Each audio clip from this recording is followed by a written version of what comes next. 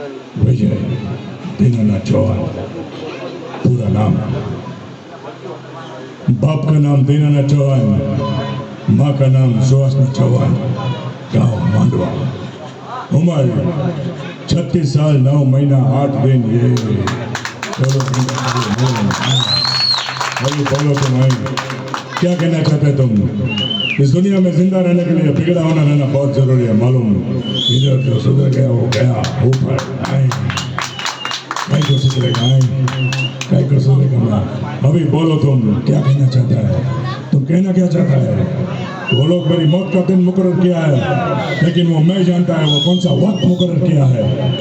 ये देखो, ये आज शाम 6 बजे मौत के साथ हमें एग्रीमेंट है, मालूम? एग्रीमेंट इंग्लिश बोलता है। अभी बोलो, ये साला इधर टेलीफोन का घंटी बहुत बजता है, गलत चीज बनाया टेलीफोन। उधर से आदमी सोचता कुछ है, बोलता कुछ है, करता कुछ है।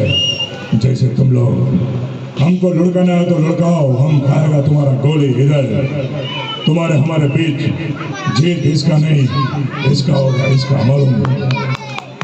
बात करता है कोई हरामजादे को बोल रहे हैं विजय चौहान की बहन के ऊपर, उसकी माँ के ऊपर कोई आँख उठाए, कोई उठाएगा, मैं साला उसको काट कर फेंक जाएगा, मालूम? दिनकर राव, टोपी संभालो, हवा तेज चलता है, उड़ जाएगा। Thank you.